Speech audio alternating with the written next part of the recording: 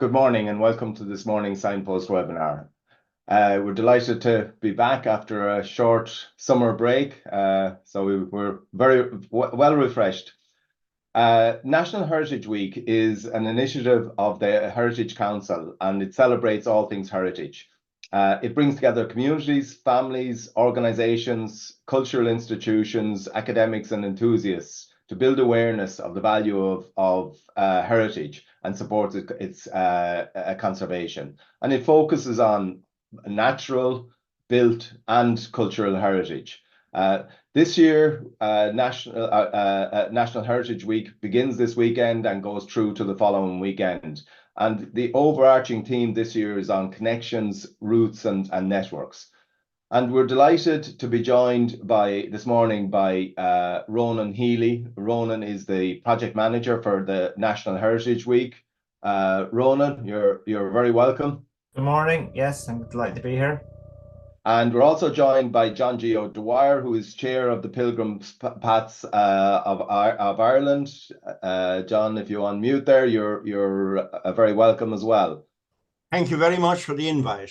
John, and you're also the author of the first guidebook of the Irish Pilgrim Paths. A published author with Guild Publishers. If anybody is looking to get the definitive guide of our Irish Pilgrim Paths.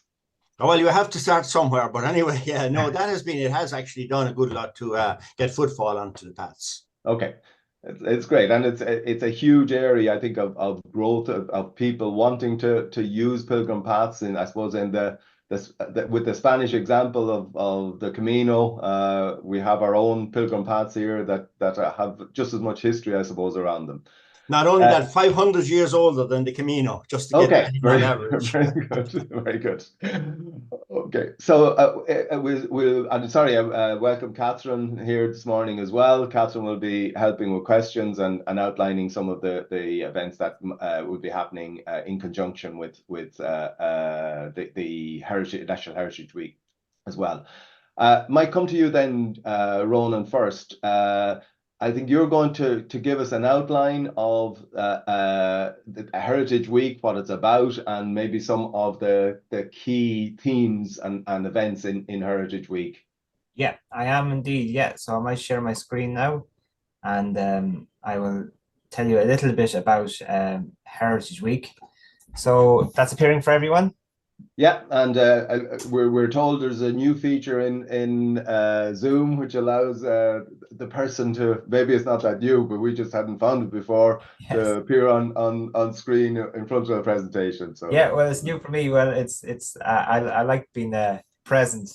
It's nice to see, for people to see my face. You might be sick of it after. I'm only going to speak for about 5 minutes, but you might be sick of it after a few minutes. But so you can show I'm here. So as you said, Pat, I'm going to do a little introduction on Heritage Week before John speaks, just to set the scene, basically, of what's happening. So first of all, about the Heritage Council. So I work for the Heritage Council, and we manage National Heritage Week.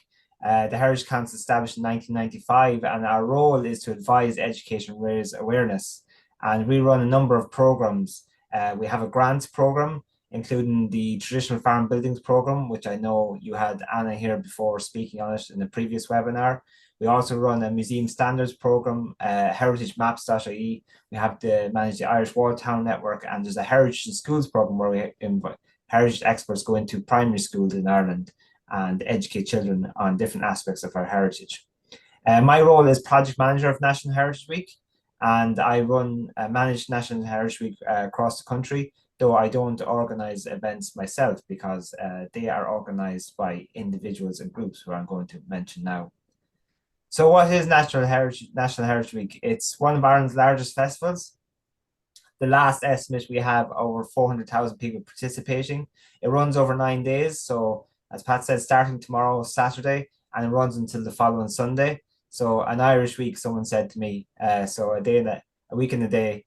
It's an all-island event, so we have events in 30 of our 32 counties, I think, this year, which is very exciting. It's in person and online, so majority of events now are in person, but online projects were started during COVID, and we have kept them on for people who can't participate in person. 2023, there was over 1,900 events. This year, I'm happy to say we've over 2,200 events happening across the country starting tomorrow. And if you need to know what's on, heritageweek.ie is a home of National Heritage Week. A quick mention of the event organisers, because I said I don't organise any events myself. It's all down to people in the community. So it's people like yourselves who are watching here now. It's community groups, it's museums, it's individuals, it's state bodies, and OPW sites organise a lot of events as well. So it's really practitioners, people in traditional skills and crafts, but also people that have an interest in their local history and the local architecture that might put on events just for the community. So it's a very local event.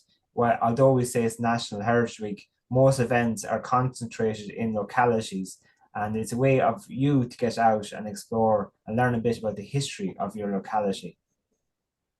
This is some examples of what sort of events you'd see. This is from last year, but as I said, you can do everything from take a steam train to learn how to do butter making, to visiting old farmhouse cottages, or even I have down here in Cavan, they had a vintage machinery event last year, and the same is going to happen again for this year. A quick mention of our partners. We work with a number of partners, including Forge Ireland, OPW, as I said, mentioned, and Irish Landmark Trusts. And then we also have our partners in local government in terms of the heritage officers and the biodiversity officers, which are in almost all local authorities now. And they are basically, they facilitate Heritage Week on the ground. They work with people in the communities in terms of managing events and helping them run events. The few theme days I'll mention quickly for Heritage Week. The first one is Wild Child Day. That's on the last Saturday, so it'll be on Saturday week. And that's the day where we encourage children and their families to get out and explore nature, our biodiversity and landscape. So it's a way of encouraging children to learn about the nature, so about the flora, the fauna, the fish in the rivers, the insects, the animals, and then to interact and see them up close. And so often children might be disengaged from their natural heritage in terms of what's in their landscape. And that's one way we'd like to encourage it. And then our other theme day is Water Heritage Day, which is on the final Sunday of Heritage Week. And that takes place on the Sunday 25th this year. And it's a way for people to explore the water heritage. So we run this in conjunction with Law Pro, which is the local authority's water program. And we invite people to go explore the rivers, the lakes, the seas around us. Another theme day is the Heritage Open Door. And actually that date is wrong. It's actually tomorrow, Saturday, is taking place. And it's a chance to explore properties across Ireland that are not usually open for National Heritage Week. So that might be historic properties, but it might be vernacular buildings, so traditional farm buildings. And this year, it's a program that's been running in Cork City for a number of years, but we've decided to expand it nationally this year. So it's running in Donegal and Offaly as well as Cork City. So worth checking out as well. A brief mention then of the team is Connections, Roots and Networks, Pat said. So three different aspects to it. The connections, how we connect to each other. That's cultural connections as well as physical connections. The roots is the routeways, the boreens, everything from boreens to roads to rivers, and as John might mention later, the Pilgrim Paths as well, we want to celebrate. And then the networks, the different networks that we can be part of in terms of promoting our heritage. So if you're a traditional crafts person, you might be part of a particular network, or if you're into your historic buildings, you might be part of a different network. And 2024 we see as an opportunity to explore these connections that we have with each other. So that's a brief summary of the different aspects, the connections, the roots, as I said, and the networks. A quick mention then finally on how to find what's on for National Heritage Week. So National Heritage Week, heritageweek.ie is the home of National Heritage Week, and that's where you find the events. So there's no paper guide. I'm sure some of you might remember a few years ago we used to do a paper guide. That's gone now, so all events are on heritageweek.ie. And the way to find out what's happening is to click on heritageweek.ie. You click on what's on, and you'll be able to scroll events. So you can also create, let me just show you play this. So if you click on what's on, you'll be able to find the events that you want. So you can either search for a keyword, you can also filter events. So you can decide if you want a particular aspect you want to look for, or if you want to search by a type of event, a particular date, event type, if it's a talk or if it's a demonstration, you can select the type, or for the event feature. So for example, if it's autism friendly, if car parking is available, if it's accessible. And then you can also select by location. Obviously, if you want to go just to county you're resident, or if you're visiting another county, you can select the county as well. And then you can see here, you can just tick the type you want. As you can see here, there's no entries at the time for the what the filter I selected, but you should find plenty of events now.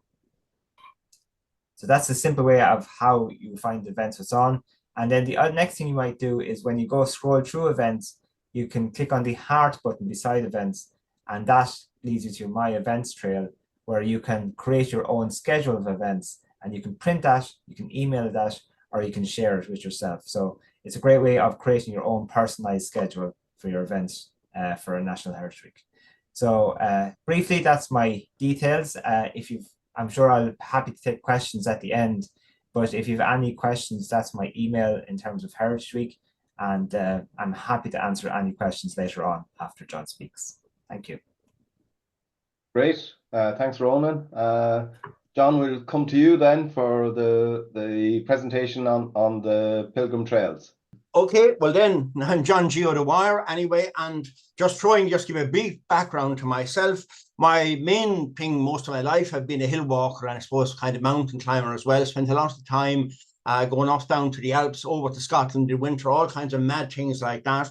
But between the jigs and the reels anyway, I won't go into it. I ended up with a column in the Irish Times writing about walks in Ireland. And that led on then to Collins Press, who were doing a lot of walking guides. And they rang me up one day and said, would I do a guide to my own counties, which is Tipperary and then Waterford as well? I said yes, ran out a nice little book, got it out and said, that's the end. I'm a published author now. That's the end of the whole thing. And, glad to see your own book there. And that was it. But when I was out about 6 months, they rang me again and they said, well, I do another book. So I thought they must have liked the first one. And then they dropped the bombshell about the Pilgrim Paths of Ireland. And even though he was a big interest always in history, the Pilgrim Paths of Ireland seemed to me, a bit esoteric, didn't know much about it. God, I really don't know much about these. And so I had to think about it. So we chatted and I said, look, what I'll do is I'll walk the Pilgrim Paths and I'll write it as a travelogue. In other words, my own experiences of them, which the working title actually maybe deservedly was Sinner on the Saints' Road. So I started off then, so just going through it briefly then, that's my first book. I started off then, I did a good lot of them, but this is the Tóthar Fáric, and we just mentioned that earlier on there when we were in the intro. The Tóthar Fáric is about, it's at least, we're certain it's 500 years older than the Camino, going back to very early Christian times, but almost certainly a pilgrim path that was Christianized. Of course, this is up in County Mayo, for any people who are listening here in Mayo, and it's a beautiful path.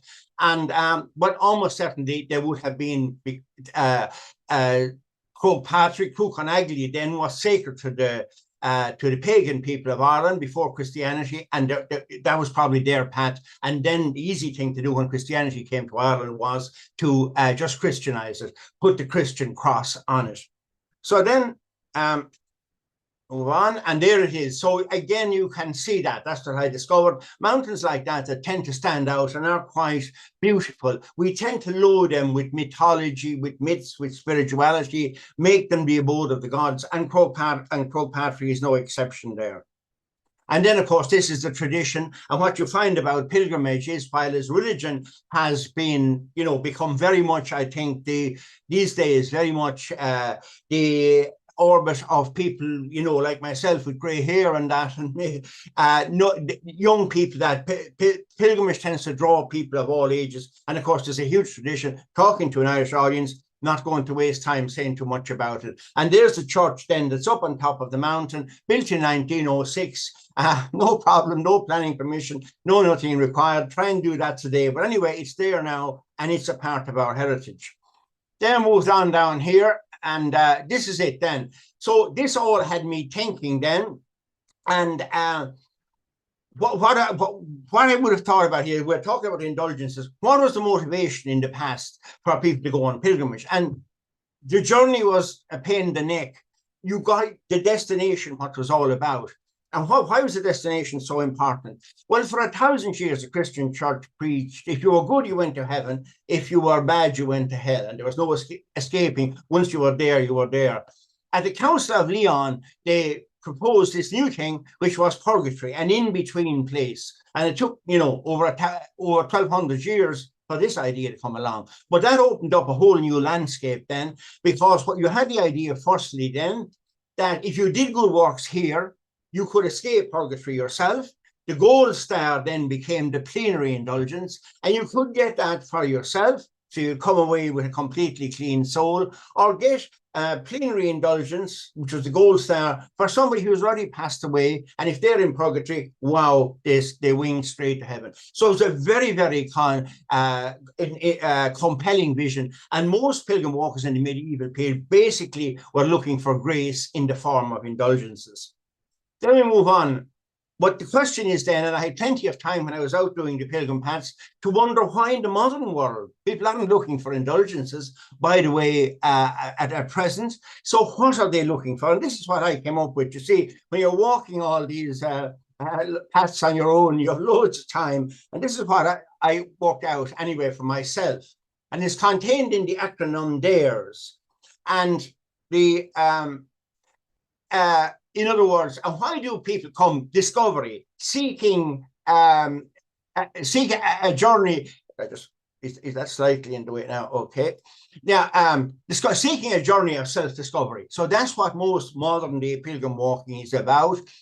Medieval pilgrims wouldn't have been trying to find themselves just trying to get to heaven. The next one is appreciation for a favor bestowed. So it could be anything. Somebody is cured of a fatal disease, or it could be exams. It's Johnny who didn't do a tap of work and he ended up with 400 points in the leaving cert. Oh my God. So I'll do it an appreciation. And then of course, in memory of someone who has passed away or is ill. So that would be big motivation on the Camino, and coming in now on the Irish Pilgrim Paths as well. You see it on some of them and mementos on it. And then escape. So that is one of the things I suppose I always think in life, we should always take time off, whether on Pilgrim Paths or not, because we don't know that the pressures of life is becoming too much for us until we step off. And then we suddenly realize, yes, we were on a treadmill. And I think pilgrim walking then fills that purpose in the modern world, to step away, slow down, have time to think, and only one concern, putting one foot in front of the other. And then simplification, it follows on from the last one, but trying to juggle 4 or 5 balls in the air at one time, we stopped doing that. And now we're just thinking, feed, food and sleep is what we need when we're on a pilgrim walk. So there we are. Then I went down to Clonmacnoise, and that would have been one of the very early pilgrim sites in Ireland, more a centre of learning than anything else. I suppose we don't use the term Dark Ages as much in Europe when the Roman Empire fell, but certainly it was a time learning didn't flourish, but Ireland wasn't affected by that. So a lot of people came to rediscover Christianity, because if you're speaking about after the fall of the Roman Empire, even though the Roman Empire was Christianized, Christianity got pushed back. And then you had, of course, the Irish missionaries going abroad and bringing back Christianity back to Europe, and then people coming to study in Ireland. Island of Saints and Scholars, probably a simplification, but some truth in it. And there we are, Clonmacnoise at the centre of Ireland. And again, the great thing about all these routeways we're discovering is that you think it's an out-of-the-way place today, but in those days it wasn't. I was talking to an academic historian one time, and he said, you think Clonmacnoise is in an out-of-the-way place, but it's not. An awful lot of the routeways that were there in the medieval period for pilgrimage were along with waterborne travel. So, and at that stage, the Shannon was what he called the M1 of Ireland. We're going on then, and we going here, and we have St. Kevin's Way. And this again would have crossed the Wicklow Gap. So it would have been St. Kevin, this is an ancient routeway running either from Vallymount or from Hollywood. And St. Kevin is reputed to have been quite holy, like most of those saints, as you'd expect. But he was so holy that he was in an abbey in what is now Tala, and felt there was too many people around diverting him from God. So he just took off one day, made his way through the Wicklow Mountains, and lived in a cave for a while and became a hermit there. But the whole thing, of course, backfired on him because he had such a reputation for holiness. The story goes that followers came along and, hey presto, there was a monastery there as well as that. And of course, that's in that wonderful place called Glendalough. So there is, a path all the way across, and I'll talk about how people can do that later on. Then, and that is then a statue looking down on the trail there of St. Kevin. And there then is Glendalough, of course, the glen of two lochs, and in itself, anyway, a beautiful place. And that's where St. Kevin's Way ends in the monastic site. Now we move on here then, and we go down to Kerry. And again, we get the same thing. This is Ventry Beach, the start point for the Croissant and Nave. And you're thinking, Croissant and Nave,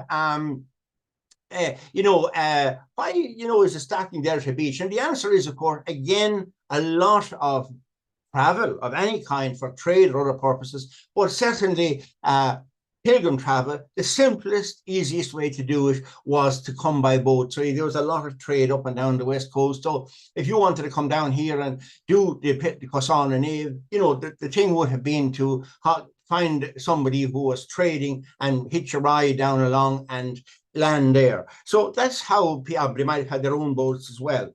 So then, and then of course we have, this is some of the, and these are some of the most wonderful heritage, and how we have come, I suppose, to appreciate heritage more. And I was just talking to a man lately, and he was down studying Irish, believe it or not, when he's old enough to be down there in sometime the early 1940s or early 50s. And he told me, at that stage, we didn't look on heritage in the same way. And a farmer had 3 calves actually housed inside in Gallerus Oratory. Well, we've come on from that. It's a wonderful example of Hiberno Romanesque architecture, and not a drop of water has got in about 1,000 years. A great piece of heritage. And, any of the buildings any of us are in today, will they still be standing and keeping out water in 1,000 years? I doubt it.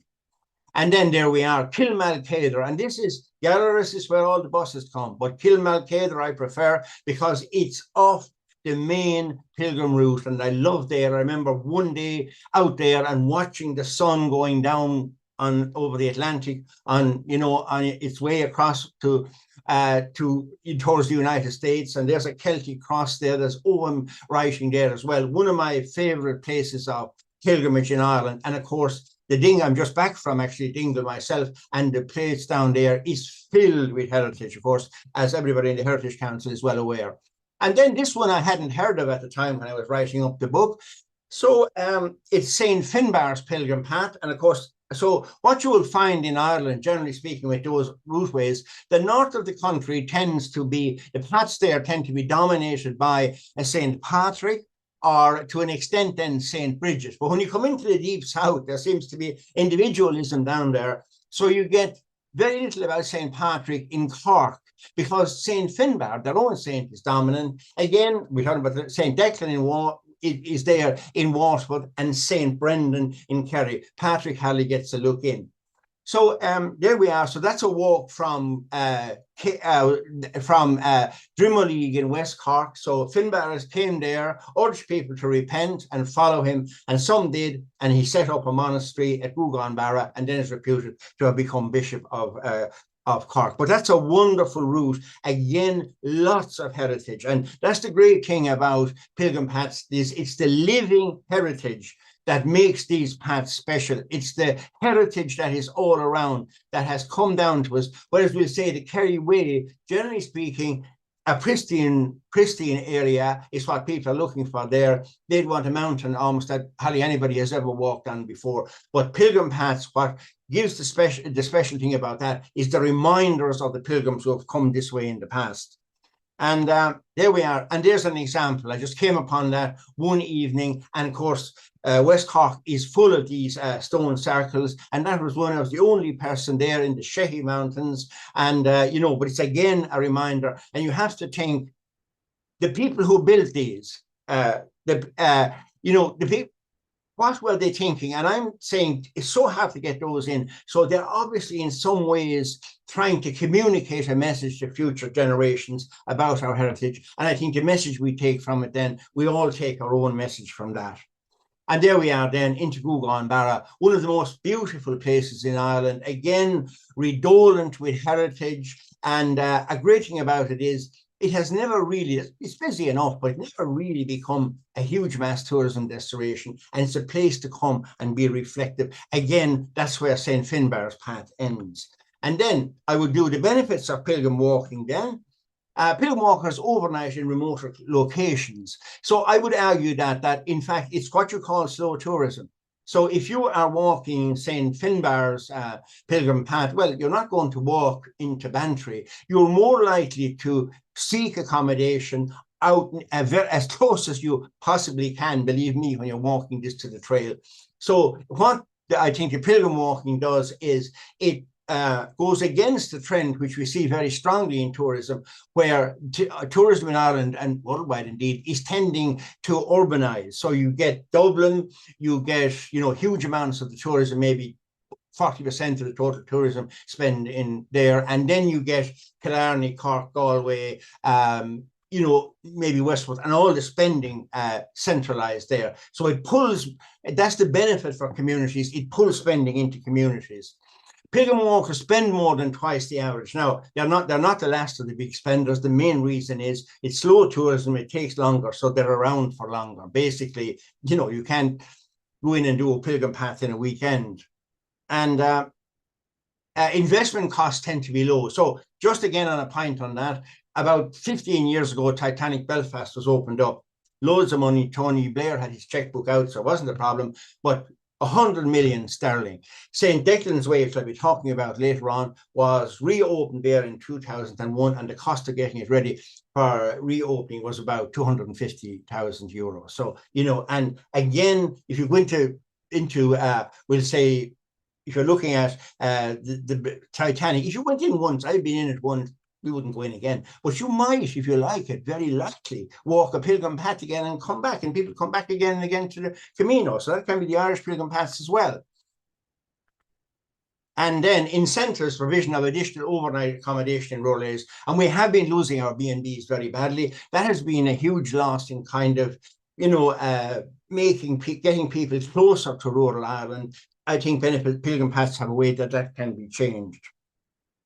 Now, other benefits of developing pilgrim walks then, so if you are in a community around the place, you need to have a tradition of pilgrim walking there, but that's very, very common across Ireland anyway. Physical and mental health benefits. I mean, green spaces and that, won't get into the research, but makes us all feel better. You go for a walk in the woods or whatever it is, if it's not a pilgrim path, you will generally, feel better than when you went out. Attracts discerning tourists. Now, you're on dangerous ground here, but let's face it, the people who come into Ireland to walk our pilgrim paths or indeed go down through the Camino, they're not exactly, the clubbers who go to Ibiza. So I think they fit more seamlessly into a rural community. Connectedness with nature. And of course, that's what the Heritage Council are doing all the time, and seeing not just our built heritage, but our natural heritage and our cultural heritage as well. And our pilgrim paths are part of our cultural heritage. But the great thing is they expose us to our natural heritage, and they expose us to some built heritage along the way as well. And community cohesion. So, for example, now I'll be talking about that later on. St. Declan's Way has just opened up. That was a 7-year effort by communities all the way from Cashel down to Ardmore, and they all came together. So now they're working together, and they're quite passionate about it, and they have a common bond there. So that is one of the things that gives something to bring communities together. Environmental protection. Well, when people become aware of these paths or whatever, they realize then pretty quickly that, the built heritage along the way, the natural heritage must be protected. It suddenly becomes aware of it. Rural development, bringing spending to rural areas. And then, of course, the important thing is pilgrim walking is about as kind to the environment as tourism can be. It's by its nature, it's extremely low impact. Walking is by far the kindest way to do something, the environment. So it has, it has a huge amount of benefits. And there we are then. You wouldn't think of this, but that's, people might not have known it, but Connacht na Dobber in Kerry, going back maybe 2,000 years, original pilgrimage was there for the festival of Bealtaine. But that tradition is going on to this day, and there are people going up the mountain. And again, you can see these people are on pilgrimage with a beautiful view. If you really look tightly there, you'll see Skellig Michael and that out there in the background. And, you know, how, you know, if you want to get oneness with nature, that's the perfect example of it. And then we get to the top. There's the cross on the top, and there's the view looking out over onto the ocean from the top there over South Kerry and Valentia Island. My God, you know, what a view. Anyway, at the end of all that then, and I'm conscious of time, and Pat can pop in if when he wants to stop me, but Pilgrimage then, Paths, this was the book that resulted from all of that. And that book is still there. It's with, it started off very slowly actually, but it has actually been reprinted 5 times, and I'm now working on a new edition as well as that. So, you know, so all my holidays at the moment are kind of busman's holidays, going around doing something, but sure, I love it. But that's and that's available from Gill Books then. So that was the result. Now, so we'll move on then. Pilgrim Paths, building connections. So that's the whole theme here. And I think it's a wonderful way, because not only does it build connections in communities, but the paths tend to join one community. St. Finbarr's joins Drimolly, Cailkill and Gugan Barra. So the communities become aware of each other as well. So it's connections between communities. And so connections to Pilgrim's Past, people like that idea of, you know, a connection in our area, what pilgrims walk past here. Pilgrims on the route. So when you are walking it, you know, you find sometimes you're doing St. Declan's Way, and I sometimes meet them on the Rock of Cashel where it starts, and they don't know each other. And then I meet them at the end, and they're all friendly, and they're kissing and hugging and exchanging numbers and all that kind of thing. So it does bring people together. Others in the local community. So in the community as well, they get proud of their pilgrim path. They want to be involved in it, and so they get closer to other people. Local heritage, it builds an awareness. So if some, you know, group in Meath decide that there is a pilgrim path somewhere there and they want to you know, reinvigorate it, they'll straight away have to look at the heritage along the route, and in doing that then the heritage will become more valuable to them. And local landowners as well as that. Then to the walk scheme and that, local landowners are involved. I'll be talking later on the reopening of St. Declan's Way, around 45, I think, landowners involved in that, to the invaluable walk scheme as well. And that has been great, because when I started involved with walking first, landowners felt excluded. Maybe they're not fully included now, but certainly we've come a long way in bringing them inside the tent, and certainly has happened on St. Declan's Way. And then building a sense of place, a sense of belonging. You know, we only know ourselves through our history. You know, if you wipe out somebody's memory, which is the history, you don't know who you are. So building a sense of place is what Pilgrim Paths can do. Pilgrim Paths in Ireland then, that's the national representative body for Irish Pilgrim Paths. And for my sins, I'm in the unpaid role, strictly as chairman, but sure, I love it anyway. And founded in 2013, the aim is to build connections between the groups involved with Ireland's principal penitential paths. Its objective is to promote Ireland's historic pilgrim routes and increase tourism spending in rural communities, which is a very, very good thing. So that's the idea. It's a long, hard battle, but I think, you know, we are kind of winning at this stage. And opportunity to connect with journeys taken by Pilgrim Paths. Now, there's an Irish Pilgrim Passport then, and those completing the passport are awarded a Taistis Ilrachta. And that's the same as what you get on the Camino, the Compostela on the Camino. And it's a pilgrim certificate from Ballintubber Abbey. So to do that, again, it's building connections. So what are we've connected together in Pilgrim Paths Ireland 5 routes under this passport scheme, and you have to walk 120 kilometres. But since it's not a linear walk, you can spread it out over a summer or 2 summers or whatever you want to. You can spread it out. So there's an incentive to go to different parts of the country. And you obtain your local stamp from the local community, you send them all the stamps onto Ballintubber, and you get your certificate. And this should be the passport. And there it is. That's an example of the passport for Ireland's medieval pilgrim paths, and that's the certificate you get at the end from St. Father Frank Fahey, Ballintubber Abbey. But again, even though that's obviously a Catholic abbey, it's completely non-denominational. That's the whole idea of Pilgrim Paths Ireland. Everybody takes what is important to them out of the paths. So I'll just run down through this then, and I hope I'm not going on too long, but scenery, if you do trail walking and pilgrim walking, I've tried to figure out the difference between the two. So with trail walking, most people, as I mentioned, like you're doing the Kerry Way, scenery is central to the experience. Without scenery, you wouldn't do it. Nobody, scenery is grand if you're going out to the Camino or you're doing St. Declan's Way, not the primary focus for most people doing it. Not concerned with who has walked the route previously with trail walking. In fact, if nobody ever walked it before, you probably say, oh, that was great, I did something completely new. And then pilgrim walking, a sense of walking in the footsteps of pilgrims past. That's highly important. Route doesn't need a destination. I'm just using the Kerry Way as an example because I've written another book about that as well. But the thing is that, again, the Kerry Way starts in Killarney and finishes in Killarney. So you can call Killarney a destination, but you could just stay there in the first place. So, the mystical paths of Ireland lead somewhere endowed with spirituality or mysticism. And that is important. Whereas even you call Killarney a destination, mysticism, it would escape me when I'm there when it's crowded in August anyway. I counter others with others incidental. So some people have gone off and walked the Kerry Way and told me the less people they met, the better. That's what they want, the isolation. Meeting other people is an important part. So there's the collegiality of the route, the coming together on the route. And, that is important. Likes unpopulated, pristine environments where there's very little footfall, echoes from the past reinforce the experience. So when you're doing St. Declan's Way, the great castle, the abbeys along the way, the great castle in Care, those kind of things, Melleray Abbey, all have echoes from the past. They're important. Little emphasis on history and trail walking offers a sense of journeying through history. So you've the different layers of history that were cast on the landscape. So you have, for example, the Rock of Cashel, if you're talking about St. Declan's Way, very early Christian period there. But then you have the Norman period with the great castle in Care, as well as that. You have the medieval monastic period with abbeys with St. Ardfenan, and then early Christian again at Ardmore.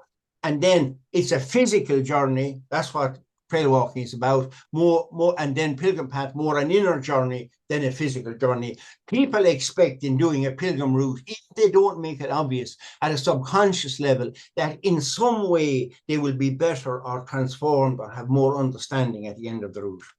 And there we are then, I'm just blasting on through this then, St. Declan's Way, crossing the Knockmeal Down Mountains, and there are some people on it, opened in 2021. And it's all about slow tourism then. So the idea is we're arguing that in the modern world, people want to replacing whistle-stop tourism. The bus stops, everybody hops out, bang, take your picture, all back on the bus so that you can, in 1 week, you can see all the selfie points in Ireland. That's not what this kind of tourism is about. Slow travel is on the rise internationally, and one destination is fully discovered.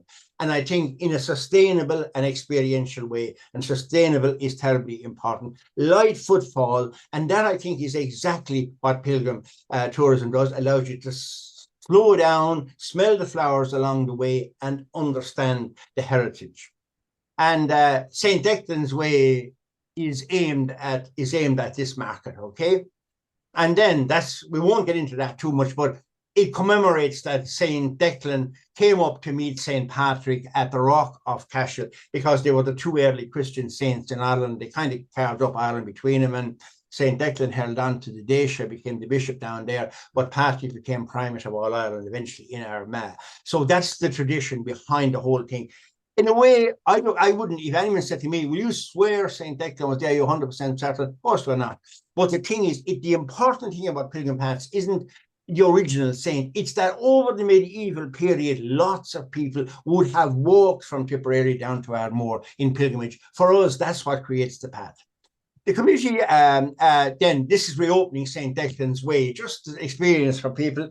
The committee successfully negotiated permissive access agreements with over 50, I thought it was 45, landowners in Waterford and Tipperary between 2015 and 18. That's it. They were all volunteers. So that's a huge effort for them. So we say a boule de bus for them. And then in 2021, it was opened and it has joined the walk scheme. So the farmers are getting something back from it. And that is the route anyway. So it's, you know, as I say, you know, apart from all the twists and turns, it's a fairly direct route. So it runs from the Rock of Cashel down to Ardmore. And there it is. There's some people walking on it. And that's approaching Mount Melleray Abbey. And of course, there's a lot of footfall on it now. You know, it's not the Camino yet, but there's a couple of thousand people doing it every year, we would estimate. And from the Rock of Cashel to Ardmore, County Waterford. And this is then distance 115 kilometres. So if we put on then our commercial hat there, 115 kilometres is roughly what most people will do in a 1 week walking holiday if they come in from abroad. But that's what they on average do on the Camino. So it is perfect for a walking holiday. The longest pilgrim path in Ireland, and links Ardmore, full of heritage, Lismore, great centre of learning, Mount Melleray, 19th century Cistercian Abbey, Ladies Abbey, medieval Abbey, Clare Castle, Norman period, Rock of Cashel, early Christian and pre-Christian. And there's some of the walk, there's some people walking on it. A local community group, again, all volunteers, called Knockmeal Down Active.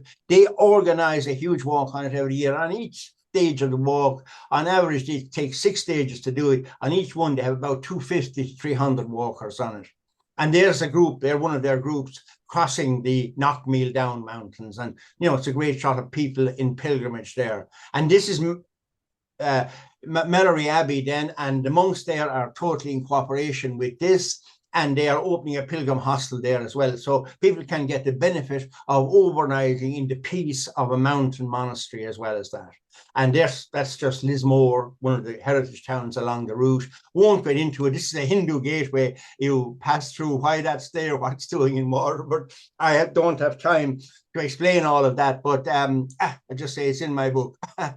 And then there's the great finish then. You come into Ardmore, and a tradition has now evolved that pilgrims arrive there and they really get in touch with nature. In other words, getting closer. And tradition has been they take off their boots, they take off their socks, they walk, and they really feel the sand, the connection with nature. And some of them then will go out and walk at the edge of the ocean as well and feel that same connection with nature that, you know, had St. Declan been walking along there, he would have felt it been exactly the same ocean, exactly the same feeling.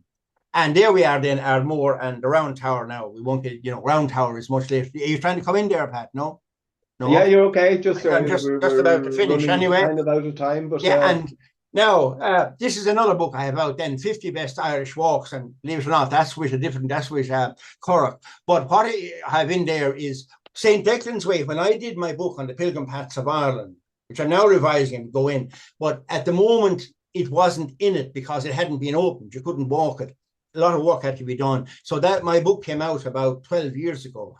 So in 2021 then, St. Declan's Way was open. So as a compromise, I have this book, 50 Best Irish Walks, and we put in the day-by-day guide to St. Declan's Way is contained in that as well as that.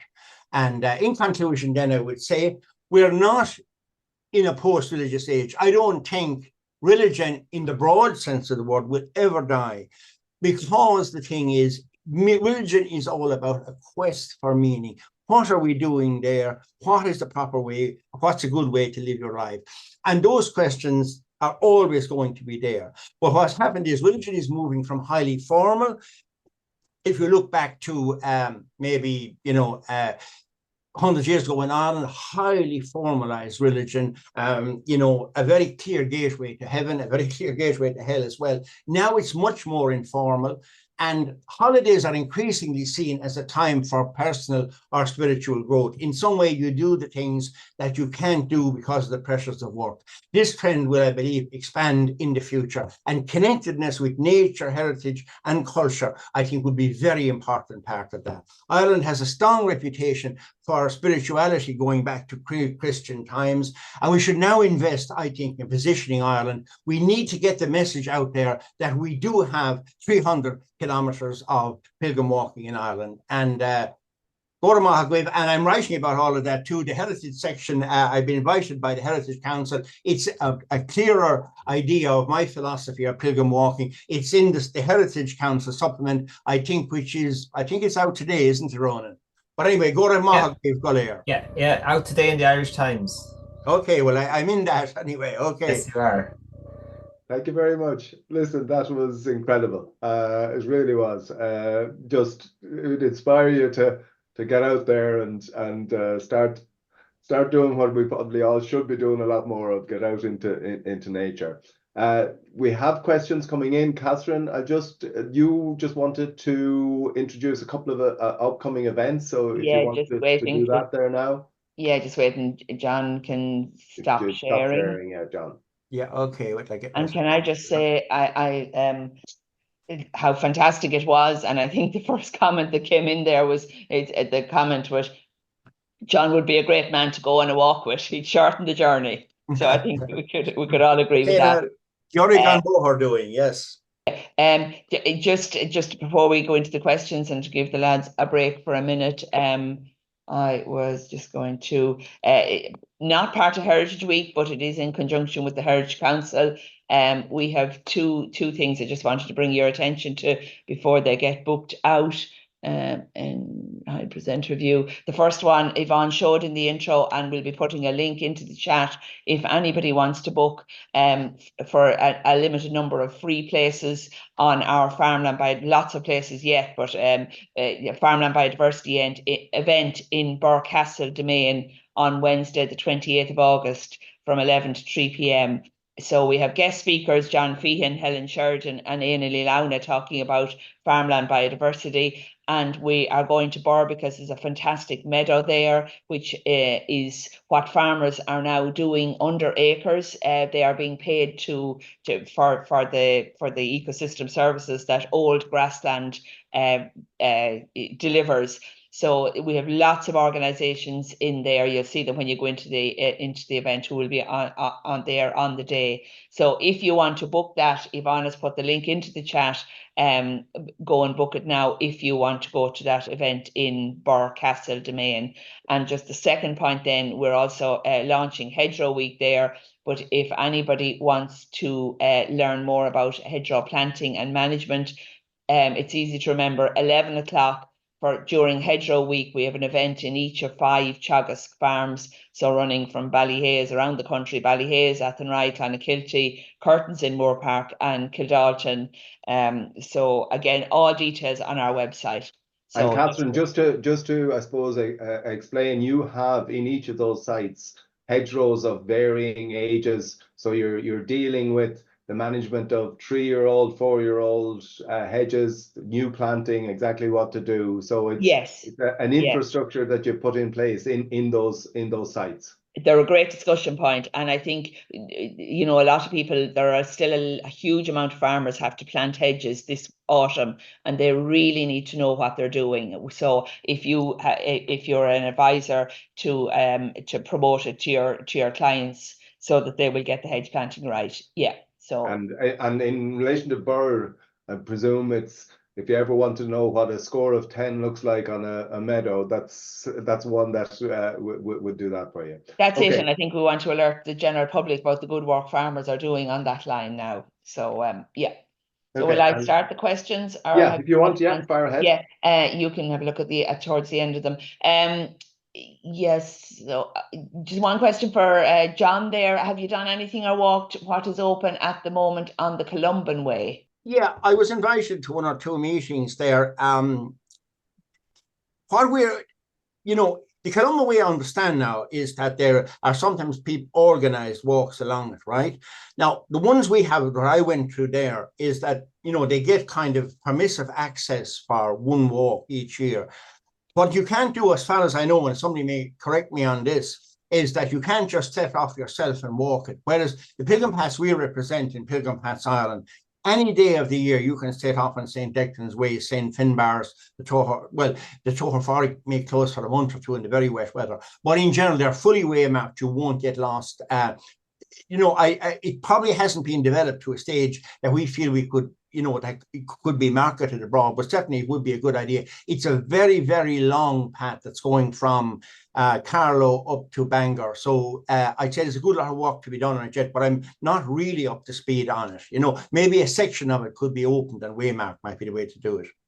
Okay, John, you mentioned, sorry, Catherine, you mentioned the work with farmers. What's the general provision? Is are the walks separated within the land?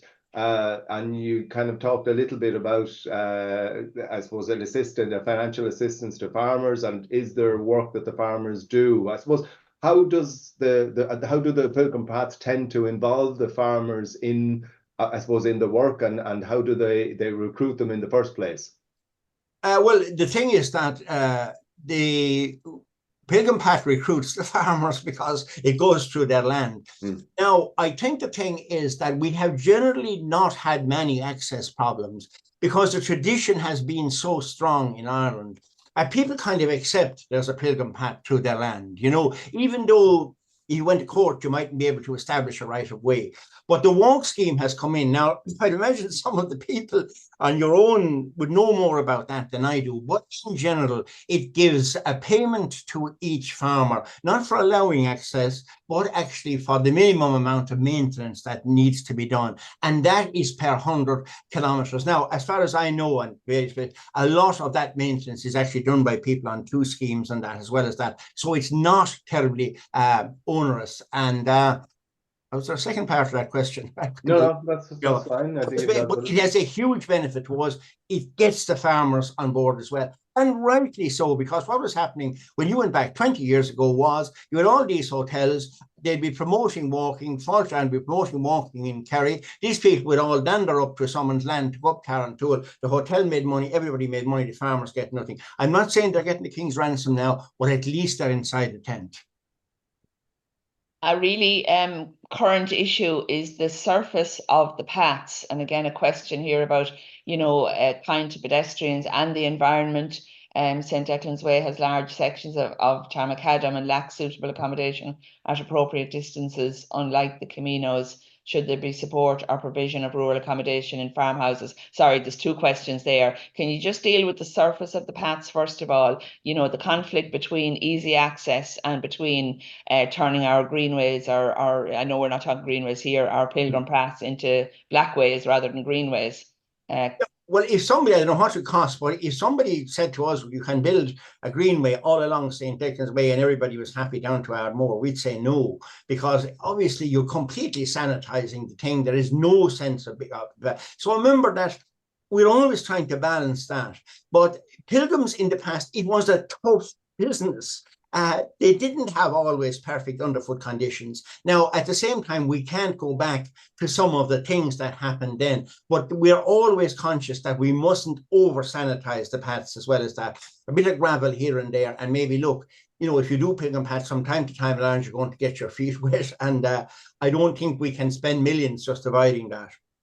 Okay, and accommodation at appropriate distances to kind of support your commercial suggestions there, or supporting for farmhouses. We had to get the thing up. It's chicken and egg. I mean, nobody's going to do it before we got the path going. Now, I've had 2 or 3 now. Again, this is it. It's Grania Minahan, who is the chair of Pilgrim Paths Ireland, would deal with most of this. We have people now inquiring about setting up B&Bs, of going into providing accommodation with barns and that. But it's going to be a slow process, because the simple fact is 438,000 people completed the Camino. Some of them may not have completed.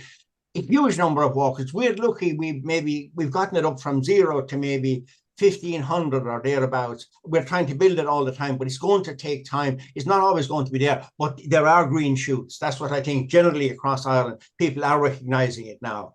But it's getting footfall on it. That's when the community take it really seriously. Okay, I know we're coming close to the end. Just a comment there that for somebody to make sure they know that these slides and presentations will be available on the Teagasc website as always, and get great. So I think anybody who wants to know anything about Pilgrim Paths will be coming back to this webinar. Just one question, and maybe you can bring Ronan in here, to balance the development for the need for rural development in terms of renewable energy, forestry, and the heritage rich landscape. About the landscape remaining static. What's your views on the balance needed there? With John, first of all, maybe. Sorry, I was... The balancing kind of the need for, progressive development with renewable energy and forestry while maintaining the heritage of the past in the landscape. Yeah, well, I suppose, I mean, from our point of view, the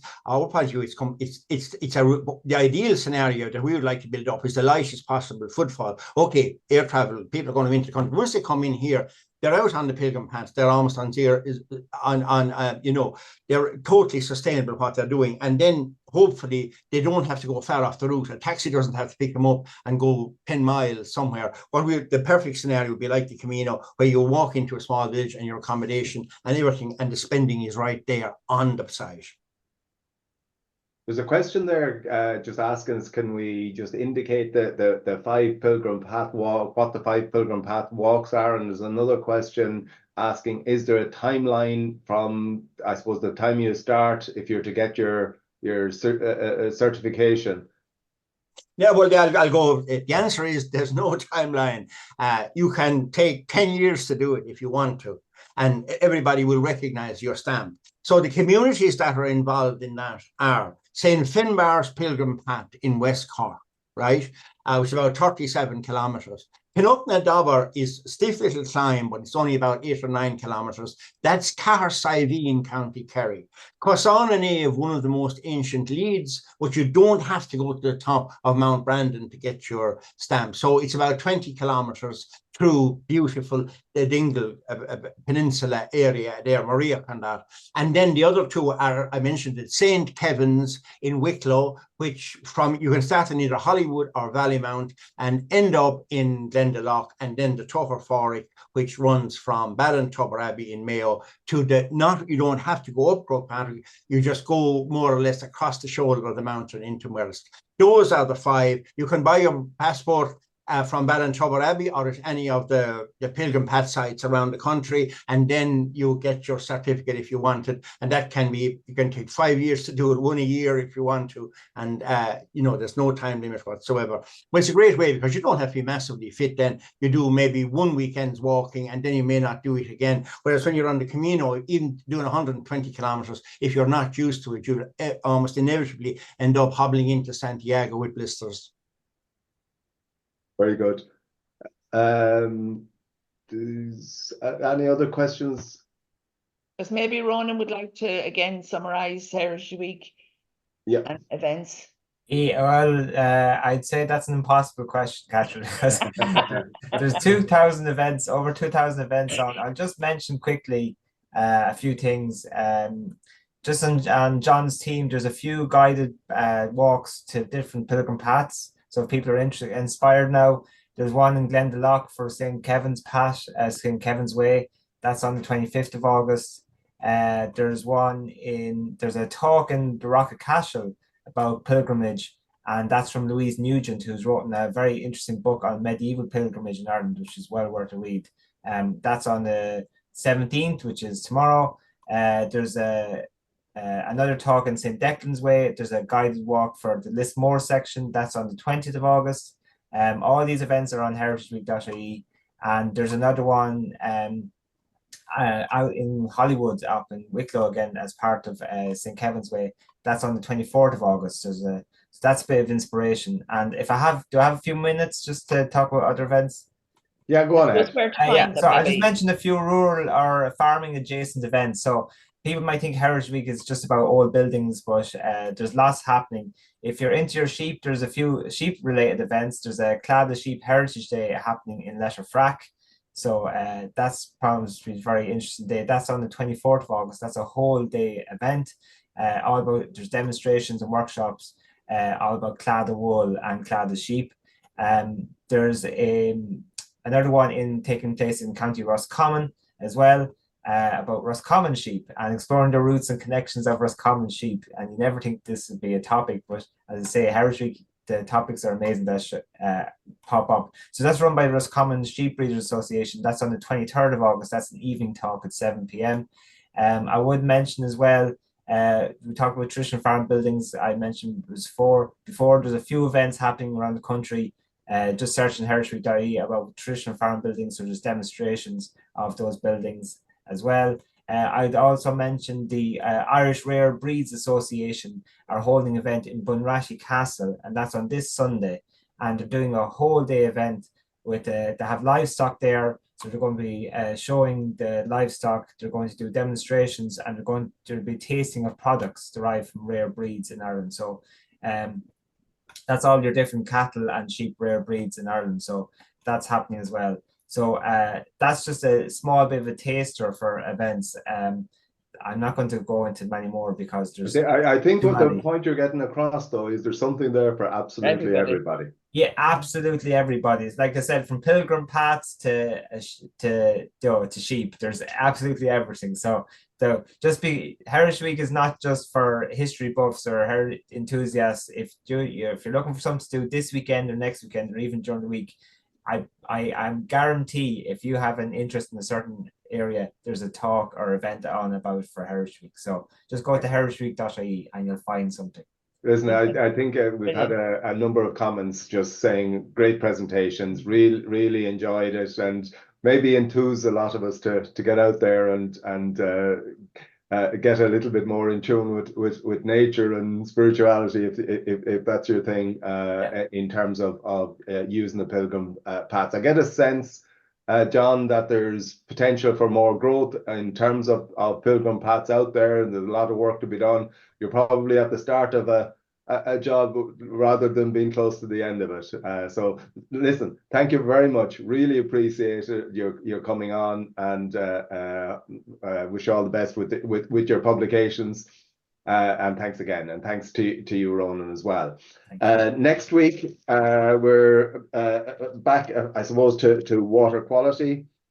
And we have a talk from Professor Richard McDowell. He's Chief Scientist for Land and Water in New Zealand, and he has some reflections on land use and water quality in New Zealand. So we look forward to seeing you on this day week. Until then, stay safe. Goodbye. Thank you. Bye-bye.